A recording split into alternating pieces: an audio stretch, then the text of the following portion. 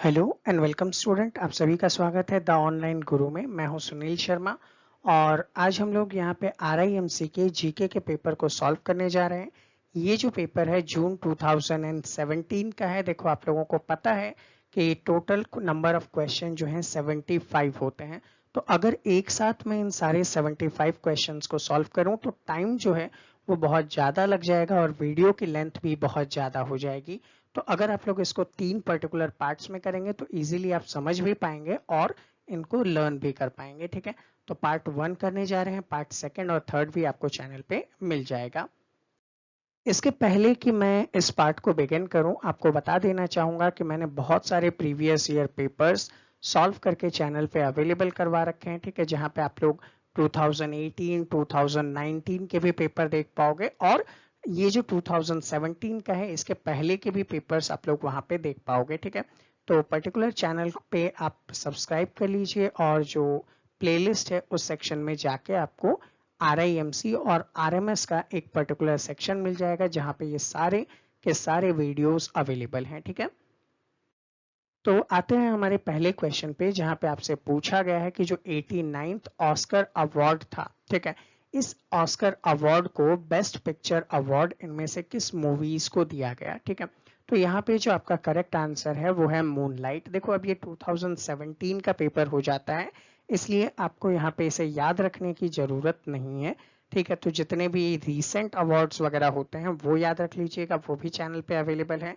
इसके बारे में मैं फिर भी आपको थोड़ा बहुत बता देता हूँ। ये जो अवार्ड था 89th ऑस्कर अवार्ड, ये अवार्ड दिया गया था 2017 में और आपका पेपर भी 17 में था तो पूछ लिया गया है।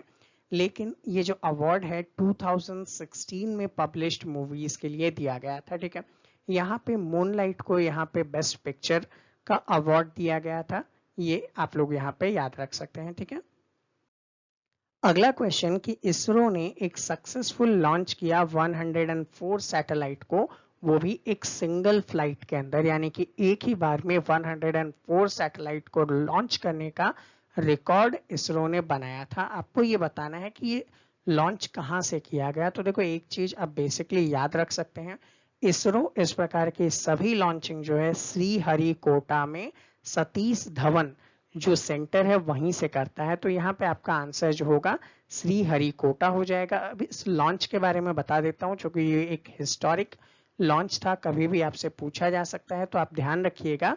इसे PSLV C-37 के थ्रू लॉन्च किया गया था। ठीक है, यहाँ पे एक साथ 104 सैटेलाइट को लॉन्च किया गया था, जिनमें से इम्पोर्टेंट जो सैटेलाइट है कार्टोसेट 2 ये भी था। ठीक है, तो ये सारी चीजें याद रखनी है। अगले क्वेश्चन में जहां पे आपसे पूछ रहा है कि एक बुक जिसका टाइटल है Aurangzeb the man and the myth, ठीक है, इस बुक को किसने लिखा था। तो यहाँ पे करेक्ट आंसर जो है एंद्रे ट्रस्की है। ठीक है, ये जो महिला है इन्होंने औरंगजेब के ऊपर ये पर्टिकुलर बुक लिखी है। औरंगजेब के बारे में अगर मैं बताऊं तो इन्हें हम मुहीउद्दीन मोहम्मद के नाम से भी जानते हैं। ठीक है, मुहीउद्दीन मोहम्मद के नाम से जानते हैं। ये पर्टिकुलर ये कहा जाए 1618 से लेकर 1707 तक थे। ठीक है, अब इनको पर्टिकुलर औरंगजेब के नाम से जानते हैं। अब औरंगजेब क्या था, इनकी उपाधि थी जिसका जो पर्शियन लैंग्वेज है उसमें मतलब होता है ऑर्नामेंट ऑफ द थ्रॉन। ठीक है, ऑर्नामेंट ऑफ द थ्रॉन होता है। इनका जो दूसरा नाम है वो आलमगीर भी है। ठीक है, आलमगीर का मतलब क्या होता है, कॉन्करर ऑफ द वर्ल्ड, यानी कि पूरे के पूरे वर्ल्ड को जीतने वाला। ये पर्टिकुलर सिक्स्थ मुगल एम्परर था। ठीक है, सिक्स्थ मुगल एम्परर था। तो आप लोगों को इनके पहले के जो 5 मुगल एम्परर थे उनके नाम कमेंट करने हैं। ठीक है, कमेंट कर दीजिए। अगला क्वेश्चन, इंडिया का फर्स्ट डिजिटल स्टेट इनमें से कौन सा है। तो देखो, यहाँ पे करेक्ट आंसर आप क्या करोगे, केरला करोगे। हुआ क्या था, प्रेसिडेंट प्रणब मुखर्जी जो थे, ठीक है, इन्होंने केरला पे एक डिजिटल कैंपेन लॉन्च किया था ताकि यहाँ पे जो भी ऑनलाइन पेमेंट वगैरह है या ऑनलाइन फैसिलिटी है उसको डेवलप किया जाए। ठीक है, तो यहाँ पे ये जो काम किया गया था किस जगह किया गया था, कोझिकोड के अंदर किया गया था। केरला के अंदर एक पर्टिकुलर जगह है जिसका नाम क्या है, कोझिकोड। और इसका जो पर्टिकुलर एम है वो एम क्या था कि 2020 तक यहाँ पे डिजिटल कम्युनिकेशन को बहुत अच्छे से फैलाया जा सके, ठीक है। तो वो भी आपके लिए इम्पोर्टेंट है। अभी 2020 है तो हो सकता है यही क्वेश्चन आपसे रिपीट पूछ लिया जाए, ये भी आपसे यहाँ पे पूछा जा सकता है। तो यहाँ पे इंडिया का जो फर्स्ट स्टेट था, क्यों था, क्योंकि यहाँ पे ब्रॉडबैंड कनेक्टिविटी जो थी वो बहुत इजीली अवेलेबल थी, और उसके लिए एक प्रोग्राम चलाया गया था जिसका नाम आप लोग याद रखेंगे, नेशनल ऑप्टिकल फाइबर नेटवर्क, ठीक है। ये जो प्लान है इसके थ्रू यहाँ पे ब्रॉडबैंड फैसिलिटी अवेलेबल करवाई गई थी। इसको शॉर्ट फॉर्म में NOFN प्रोग्राम के नाम से भी जानते हैं। अगले क्वेश्चन में जहां पे पूछा गया है, dash is famous for gigantic rock cut statue of Buddha. तो बुद्धा के सबसे बड़े स्टैचू के रूप में किसे जाना जाता है? तो आपका आंसर क्या होगा? बामियान हो जाएगा, ठीक है। यहाँ पे बुद्धा के दो ऐसे जाइंट स्टैचू देखने को मिल रहे हैं जो कि तालिबानी अटैक वगैरह में खराब हो गए थे, ठीक है। ये पर्टिकुलर जो एरिया है ये ओल्डेस्ट ऑयल पेंटिंग के रूप में भी जाना जाता है, और ये अफगानिस्तान का फर्स्ट नेशनल पार्क भी है, ठीक है। अफगानिस्तान का लिख देता हूं मैं, ये अफगानिस्तान का फर्स्ट नेशनल पार्क, ठीक है, फर्स्ट नेशनल पार्क भी है, तो इसको भी आप लोग यहाँ पे याद रख सकते हैं। अगले क्वेश्चन में यहाँ पे कुछ पेयर दिए गए थे और आपको बताना था इनमें करेक्टली मैच्ड कौन सा है। तो देखो, पहला है कांस और बताया गया है फ्रांस के अंदर। तो आप लोगों को पता होगा कांस जो है वो फेमस है। क्यों फेमस है? तो इंटरनेशनल फिल्म फेस्टिवल के लिए। तो इंटरनेशनल फिल्म फेस्टिवल के लिए कांस फेमस है, और कांस कहाँ पे है? फ्रांस में है, तो बिल्कुल करेक्ट है। सेकंड यहाँ पे बात की गई है दावोस की, ठीक है। तो दावोस जो है यहाँ पे मीटिंग होती है वर्ल्ड इकोनॉमिक फोरम की, लेकिन दावोस जो है ये यहाँ पे नहीं है, ये डेनमार्क में बिल्कुल भी नहीं है। ये कहाँ पे है? स्विट्जरलैंड में अवेलेबल है। तो ऑप्शन नंबर सेकंड गलत हो गया। तो जहां भी ऑप्शन नंबर सेकंड होंगे वो सारे के सारे ऑप्शंस गलत होंगे।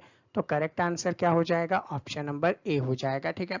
रोलैंड की भी अगर बात करें तो ये स्टोरी कंट्री के रूप में जाना जाता है, और ये यूनाइटेड स्टेट्स में है, नीदरलैंड में नहीं है। क्वेश्चन में पूछा गया largest bay of the world कौन सा है, ठीक है। तो यहाँ पे हम आंसर देंगे बे ऑफ बंगाल। देखो, बे ऑफ बंगाल की अगर मैं बात करूं तो नॉर्थ ईस्ट पार्ट में है, कहाँ पे? इंडियन ओशन के। देखो, इंडियन ओशन, ठीक है, यहाँ पे लिख देता हूँ। अब इसका नॉर्थ ईस्ट क्या होता है? मतलब ये वाला रीजन। तो यहाँ पे इंडियन ओशन है, तो इस वाले रीजन में क्या अवेलेबल है? बे ऑफ बंगाल अवेलेबल है, ठीक है। ये लार्जेस्ट बे है पूरे वर्ल्ड का। यहाँ पे बहुत सारे जो रिवर्स हैं उनका वाटर देखने को मिलता है, just like India and Bangladesh है। हम सिर्फ लार्जेस्ट रिवर की अगर बात करें तो यहाँ पे देखो आपको गंगा, ठीक है, जो गंगा को हम लोग यहाँ पे क्या हुगली के नाम से जानते हैं, वो हो जाएगी। गंगा की एक ब्रांच जो कि बांग्लादेश से आती है, पद्मा, वो हो जाएगी, ठीक है। ब्रह्मपुत्र हो गया, जमुना हो गया, और ऐसे बहुत सारे वेरियस रिवर जो हैं उनका वाटर इसके अंदर आता है, ठीक है। तो ये पर्टिकुलर एरिया इंपॉर्टेंट हो जाएगा। इसको हम क्या कहते हैं? बे ऑफ बंगाल कहते हैं। यहाँ पे एक प्रोसेस पूछा गया है क्रॉप प्रोडक्शन की, जहाँ पे अल्टरनेटिव रॉ के अंदर हम डिफरेंट टाइम पे उसे ग्रो कर सकते हैं ताकि जो रेन वॉश है उससे सॉइल को बचा सकें। तो देखो, ये जो स्टेप टाइप की फार्मिंग है जहाँ पे रॉक्स में जब बारिश होगी यहाँ पे तो पूरा पानी बह के नीचे चला जाएगा, तो ये जो रेन वाटर वॉश है उससे यहाँ की मिट्टी भी नीचे जा सकती है। तो उसको रोकने के लिए यहाँ पे जो फार्मिंग की जाती है, ठीक है, उसको हम कंटोर क्रॉपिंग के नाम से भी जानते हैं, ठीक है। यहाँ पे पूछा गया था एक इंसेक्ट जो सांस लेता है, ठीक है, उसके लिए उसकी बॉडी में कुछ स्मॉल होल्स होते हैं, उसको क्या कहते हैं? अब यहाँ पे बॉडी होल्स की बात कर रहा है। तो देखो, यहाँ पे जो भी ऑर्गेनिज्म होते हैं उनकी बॉडी पे आउटर कवरिंग पे इस टाइप के कुछ होल्स देखने को मिलते हैं। इन होल्स को स्पाइरेकल कहते हैं, ठीक है। ये जो स्पाइरेकल होते हैं ये कुछ इंसेक्ट में होते हैं और कुछ स्पाइडर के अंदर होते हैं। तो उससे ये लोग क्या करते हैं? ब्रीदिंग का काम करते हैं, यानी कि सांस लेने का काम ये लोग इजीली कर पाते हैं उससे, ठीक है। तो वो इंपॉर्टेंट हो जाएगा, इसको भी आप लोग याद कर लो। अगला क्वेश्चन यहाँ पे सेल्यूलोज कंपाउंड के बारे में बात कर रहा है जो कि ब्रेक नहीं की जा सकती हमारी बॉडी में, ठीक है। तो हमारी बॉडी जो है ये फाइबर्स को ब्रेक नहीं कर सकता, ठीक है। तो फाइबर्स हमारे लिए इंपॉर्टेंट है। क्यों इंपॉर्टेंट है? क्योंकि आपकी बॉडी के अंदर इन्हीं फाइबर्स के कारण क्या होता है, फूड का डाइजेशन इजीली होता है। अदरवाइज आपका यहाँ पे फूड का डाइजेशन इजीली नहीं हो पाता, ठीक है ना। तो यहाँ पे फाइबर्स को आप याद रखेंगे। चलिए, तो अब हमारे पास जो नेक्स्ट क्वेश्चन है जहाँ पे पूछ रहा है कि जो प्रोसेस्ड फूड होते हैं उनमें किसकी कमी होती है। तो देखो, जब हम फूड को क्या करते हैं, कुक करते हैं, तो वहां से विटामिन जो है वो खत्म हो जाते हैं। तो हम क्या आंसर देंगे, विटामिन। देखो, कुछ इंपॉर्टेंट विटामिन है और उनके यूजेस है वो मैं यहाँ पे आपको बता दे रहा हूँ। जस्ट लाइक विटामिन ए जो है ये आपके आई रिलेटेड प्रॉब्लम्स को ठीक कर सकता है और स्किन के प्रॉब्लम को ठीक कर सकता है, तो इम्पॉर्टेंट है। विटामिन B9 जो है ये आपके न्यूरल प्रॉब्लम, ठीक है, उसको कम कर सकता है। दैट मीन्स कि आपके जो फंक्शंस हैं बॉडी के उनको सही कर सकता है, आपके नर्व्स आपके कंट्रोल में होंगे, ठीक है। B12 जो होता है वो आपको एनीमिया से बचाता है, दैट मीन्स ब्लड में आरबीसी की कमी नहीं होने देता है। ये विटामिन सी जो है आपको स्कर्वी में बचाता है, यानी कि आपके टीथ रिलेटेड प्रॉब्लम्स है, कॉमन कोल्ड एंड फ्लू से भी बचाने का काम करता है। विटामिन डी आपको बोन रिलेटेड डिजीज नहीं होने देता है, यानी कि आपको आर्थराइटिस वगैरह से बचाता है, टूथ डीके से बचाता है, ठीक है। विटामिन ई की बात करेंगे तो ये आपका ब्लड सर्कुलेशन बॉडी में सही रखता है, ठीक है। और विटामिन के जो है ये आपके बॉडी के अंदर जो ब्लीडिंग होती है उसको रोकने का काम करता है। तो ये इंपॉर्टेंटली आप लोग याद रखिएगा। अगला क्वेश्चन यहाँ पे पूछा गया है कि इनमें से किसे ब्लैक पैगोडा के नाम से भी जानते हैं, ठीक है। तो जो टेम्पल है जिसको हम लोग कोणार्क सन टेम्पल कहते हैं उसी को ब्लैक पैगोडा कहते हैं। ये 13th सेंचुरी के अंदर बनाया गया था, ठीक है। 13th सेंचुरी में इसको बनाया था। कहाँ बनाया था, उड़ीसा के अंदर बनाया था। तो आप लोग ये याद रखेंगे कहाँ है, उड़ीसा के अंदर है। और बनाने का जो काम है वो किसने किया था, तो नरसिम्हा देव फर्स्ट ने इसको बनाने का काम किया था, ठीक है। नरसिम्हा देव फर्स्ट ने इसको बनाने का काम किया था। और ये जो पर्टिकुलर किस आर्किटेक्चर पे है, तो आप बोलेंगे कि ये कलिंग आर्किटेक्चर के ऊपर बना हुआ मॉन्यूमेंट है। इसको ब्लैक पैगोडा कहते हैं क्योंकि जब इन्वेडर्स इंडिया में आए थे जो, तो उन लोगों को यहाँ से ये ब्लैक दिखाई दिया था। रीजन क्या था, इसके जस्ट पीछे से सन निकलता है। और सेकंड थिंग, यहीं पे एक टेम्पल है जिसे हम बोलते हैं जगन्नाथ टेम्पल, ठीक है। ये भी इसी के पास में ही है, 30-35 किलोमीटर।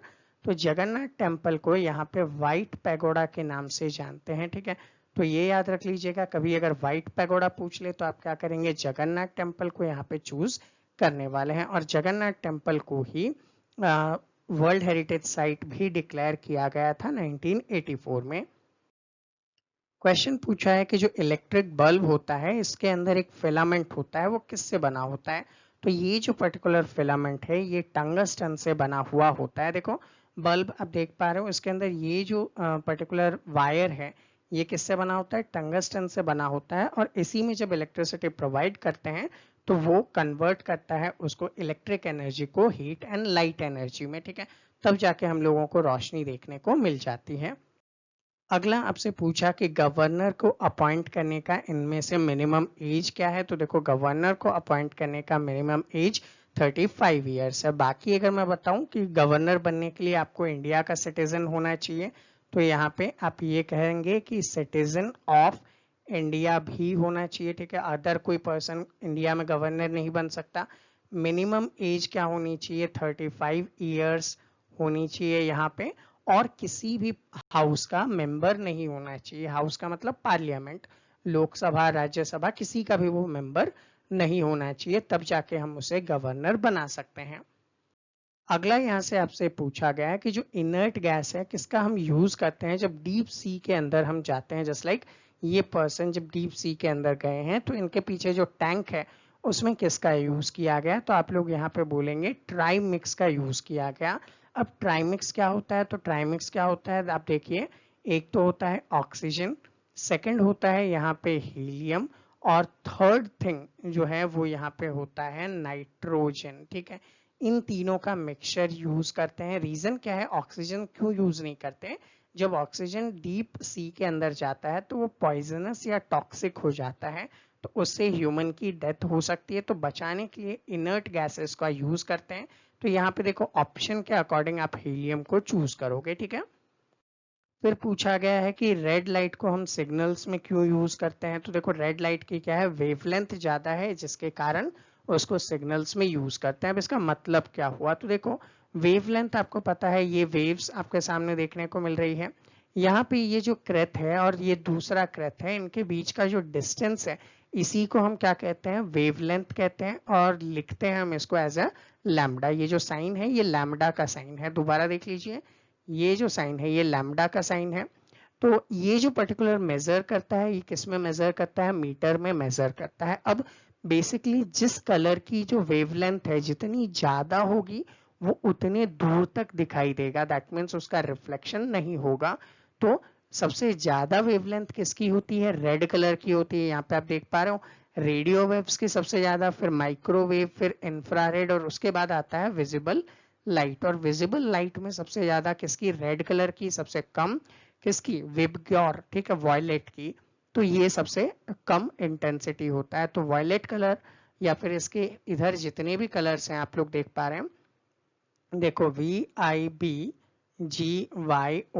विबग्योर होता है, violet, indigo, blue, green, yellow, orange और रेड। तो वॉयलेट की सबसे कम होगी वेवलेंथ, तो बहुत दूर तक आप वॉयलेट कलर को नहीं पहचान पाओगे। ठीक है, तो इस टाइप के कलर का सीक्वेंस होता है, अपने क्लास 8th के अंदर ऑलरेडी लाइट के चैप्टर में पढ़ा भी है। क्वेश्चन में पूछा गया कि इंडिया का जो साउथर्न मोस्ट पॉइंट है, ठीक है, कन्याकुमारी, वो इनमें से किस जगह है। तो देखो ये ग्लोब, ग्लोब को आपको पता है हम लोग आर्टिफिशियल लाइंस का यूज करते हैं।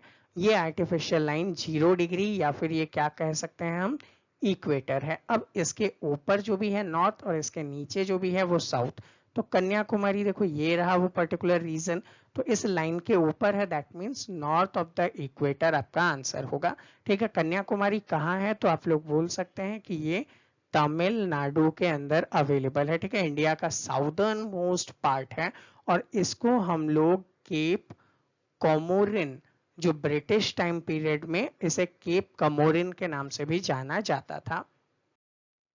पूछा गया है कि which of the following is the largest irrigation canal in India.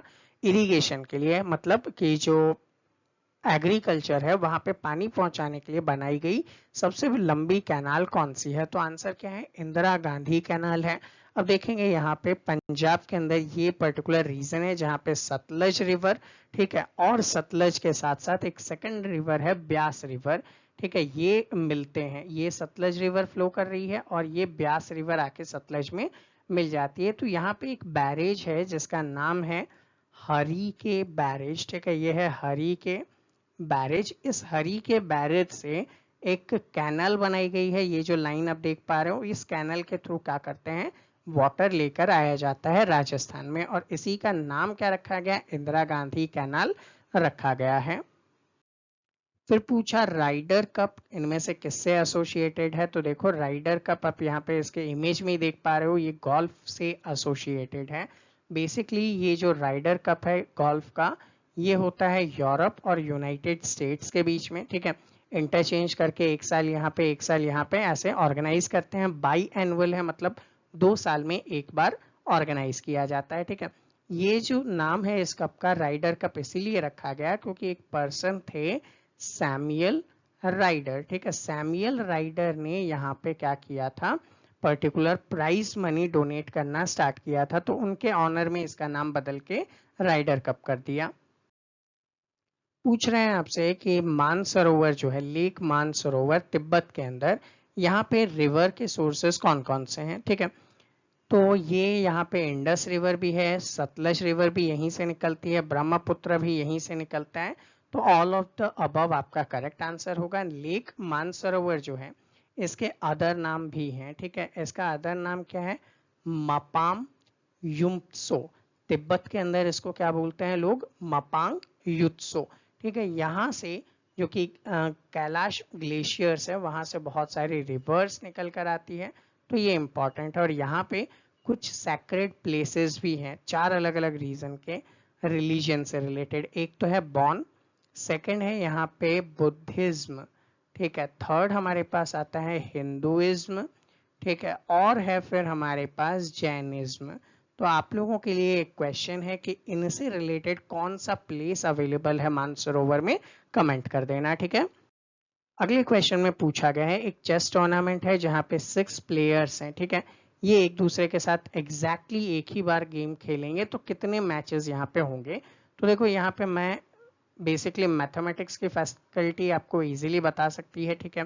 फिर भी मैं यहाँ पे ट्राई करता हूँ। देखो ए ने मैच खेलना है किस किस के साथ, तो ए एक बार बी के साथ खेलेगा, एक बार सी के साथ, एक बार डी के साथ, एक बार ई के साथ और एक बार एफ के साथ। दैट मीन्स कि यहाँ पे 1, ये 2, ये 3, ये 4, ये 5 मैचेस हो गए। अब बी की बात करता हूँ। देखो बी ए के साथ मैच खेल चुका है ऑलरेडी, तो बी क्या करेगा, सी के साथ, डी के साथ, ई के साथ और एफ के साथ खेलेगा। दैट मीन्स ये 6, 7, 8 और 9, तो टोटल कितने हो गए, अब 9 मैचेस हो चुके हैं। अब उसके बाद देखिएगा, ए का हो गया, बी का हो गया, सी के बारे में बात करते हैं। कलर चेंज कर लेता हूँ। सी जो है ये बी के साथ भी खेल चुका, ए के साथ भी खेल चुका, तो अब डी के साथ, ई के साथ और एफ के साथ खेलेगा। दैट मीन्स +3 मतलब 12। अब सी का काम भी हो गया हमारे पास। डी से बात करता हूँ, तो देखो डी जो है ये ए बी सी तीनों के साथ खेल चुका है, तो ई और एफ के साथ खेलेगा, ठीक है। दैट मीन्स यहाँ पे 2 मैच और तो हो गया 14, और ई पहले वाले सभी के साथ खेल चुका है, अब किससे खेलेगा, एफ के साथ, तो +1। दैट मीन्स टोटल कितने मैचेस होंगे, यहाँ पे 15 मैचेस होंगे, ठीक है। ये तो बेसिक मेथड है जैसा कि हम लोग यहाँ पे सॉल्व कर सकते हैं। बाकी आप लोग मैथमेटिक्स जहाँ पे पढ़ रहे हैं वहां पे इसको इजीली समझ पाएंगे, ठीक है। स्विमिंग पूल में जो बेस है वो स्वैलोअर अपीयर होता है एक्चुअल होने से। इसका रीजन क्या है, तो हम चूज करेंगे रिफ्रैक्शन। अब देखो रिफ्रैक्शन आपके क्लास 8th में जो लाइट वाला चैप्टर है वहां पे है, फिर भी मैं आपको यहाँ पे समझाने की कोशिश करता हूँ। ये सपोज करो मेरे पास एक हार्ड सरफेस है, ठीक है। ये सरफेस ले लिया, यहाँ पे ये मेरा एंगल ऑफ इंसिडेंट बनाऊंगा मैं। ये लाइट आ रही है, ठीक है। तो लाइट यहाँ पे जब टकराती है तो उसको ऐसे चला जाना चाहिए, तो ये क्या होगा, एंगल ऑफ इंसिडेंट, और ये क्या हो जाना चाहिए, एंगल ऑफ रिफ्लेक्शन। लेकिन जब रेयर मीडियम से किसी डेंस मीडियम में ये लाइट जाती है तो ये अंदर की तरफ बेंट हो जाती है, ठीक है। और अंदर की तरफ बेंट होकर अगर ये ऐसे चल रही है तो इसको ऐसे निकलना चाहिए, लेकिन जब डेंस मीडियम से रेयर मीडियम में जाती है तो ये इधर निकल जाती है। तो एक्चुअल और ये जो है उसके बीच का जो डिफरेंस है, this is known as refraction, ठीक है। इसके कारण क्या होता है, बहुत सारे इंसिडेंट होते हैं। हमें ट्विंकलिंग ऑफ स्टार्स देखने को मिलता है, हम लोगों को अदर इवेंट जस्ट लाइक आप किसी ग्लास के अंदर एक पेंसिल को डुबोगे तो पेंसिल बीच में से मुड़ी हुई दिखाई देगी। ये सारी चीजें 8th क्लास में आपने साइंस में पढ़ा है। अगला क्वेश्चन यहाँ पे, जब हम लोग क्या करें, आयरन कोर के ऊपर क्या कर देते हैं, इलेक्ट्रिसिटी प्रोवाइड करेंगे तो क्या बन जाएगा, ठीक है। तो इलेक्ट्रोमैग्नेट बन जाएगा। दैट मीन्स ये एक आयरन, इसके ऊपर जब मैंने ये वायर के कॉइलिंग के थ्रू इलेक्ट्रिसिटी प्रोवाइड की तो ये मैग्नेट, ये जो कॉइल है, ठीक है, आयरन कोर है, ये एक्ट करेगा एज अ मैग्नेट, ठीक है। तो इस प्रोसेस को क्या कहते हैं, इलेक्ट्रोमैग्नेट, ठीक है। और वो क्या हो जाएगा, इलेक्ट्रोमैग्नेटिज्म, ठीक है। तो प्रोसेस क्या है, इलेक्ट्रोमैग्नेटिज्म, जबकि इसको मैग्नेट के रूप में बिहेव करना क्या है, इलेक्ट्रोमैग्नेट है। तो यहाँ पे आपसे क्वेश्चन पूछा गया है और क्वेश्चन में कह रहा है कि जो 5th एडिशन है कोल इंडिया हॉकी इंडिया लीग 2017 का, इसे किसने जीता था। तो देखो ये जो 5th एडिशन था इसको जीतने का काम कलिंग लैंसर ने किया था, ठीक है। अब बेसिकली यहाँ पे बात करें तो जो दबांग मुंबई है, ठीक है, इसे 4-1 से हराया गया था। और जो कोल इंडिया हॉकी है इसका 5th सेक्शन किसने जीता, कलिंग लैंसर ने जीता। पुराना इवेंट है, आपसे ज्यादा क्वेश्चन नहीं पूछेंगे, बस इतना ही इनफ है। अगले क्वेश्चन में यहाँ पे आपसे बहुत अच्छा क्वेश्चन पूछा गया है जहाँ पे आपको बताया जा रहा है कि एटमॉस्फेयर का वो लेयर जहाँ पे वाटर वेपर और डस्ट अवेलेबल होता है, ठीक है। तो वो जो अवेलेबल होता है वो स्ट्रेटोस्फेयर में होता है। अब यहाँ पे मैं आपको सारे लेयर्स बता देता हूँ और इसके बारे में हम देख लेते हैं। देखो हमारे पास पर्टिकुलर 5 लेयर्स अवेलेबल है जिनको हम ट्रोपोस्फेयर, स्ट्रेटोस्फेयर, मीजोस्फेयर, थर्मोस्फेयर और एक्सोस्फेयर के नाम से जानते हैं, ठीक है। ये 5 लेयर्स हैं। अब इन 5 लेयर्स में जो नीचे का लेवल है, ठीक है, ट्रोपोस्फेयर है, वो यहाँ तक होता है। तो यहाँ पे क्या होता है, ट्रोपोस्फेयर में सब चीज इजीली अवेलेबल होती है। इसके ऊपर ये स्ट्रेटोस्फेयर का रीजन है, यहाँ पे डस्ट और वाटर वेपर, चूंकि वाटर वेपर बोला है दैट मीन्स क्लाउड होना चाहिए, तो ये जो क्लाउड है इनमें अवेलेबल होता है, ठीक है। तो यहाँ पे ये हो जाएगा। एरोप्लेन कहाँ उड़ते हैं, तो आप बताएंगे स्ट्रेटोस्फेयर में उड़ते हैं, ठीक है। फिर आपसे बोले मेट्योर्स की इवेंट कहाँ होती है, तो मेसोस्फेयर में होता है। स्पेस क्राफ्ट जो है थर्मोस्फेयर में होता है। सैटेलाइट जो है एक्सोस्फेयर में होता है। और ऑरेरा बोरेलिस जो कि नॉर्थन पार्ट के अंदर और साउथर्न पोल के पास में हम लोगों को देखने को मिलता है। स्काई के अंदर बहुत सारी कलरफुल इवेंट जिसे हम लोग ऑरेरा बोरेलिस के नाम से जानते हैं, वो हम लोगों को ट्रोपोस्फेयर में, थर्मोस्फेयर में देखने को मिलता है, ठीक है। ट्रोपोस्फेयर नहीं है, वो थर्मोस्फेयर है, ठीक है। तो करेक्ट कर लीजिएगा थर्मोस्फेयर, तो वहां पे देखने को मिलता है। इंपॉर्टेंट है, इससे रिलेटेड कई बार क्वेश्चन पूछ लेते हैं। तो स्टूडेंट ये था हमारा आज का सेशन। आई होप आपको सभी चीजें इजीली समझ में आ गई होगी। लाइक कीजिए और शेयर कीजिए वीडियो को। अगर ऐसे ही वीडियो देखने हैं तो चैनल को सब्सक्राइब भी कर लीजिए। और अगर आप वीडियोस की जानकारी चाहते हैं तो इन प्लेटफॉर्म पे मुझे फॉलो कर सकते हैं। यहाँ पे भी आपको वीडियोस से रिलेटेड इन्फॉर्मेशन मिलती रहेगी, ठीक है। तो मिलेंगे आपसे अगले वीडियो में, तब तक के लिए जय हिंद।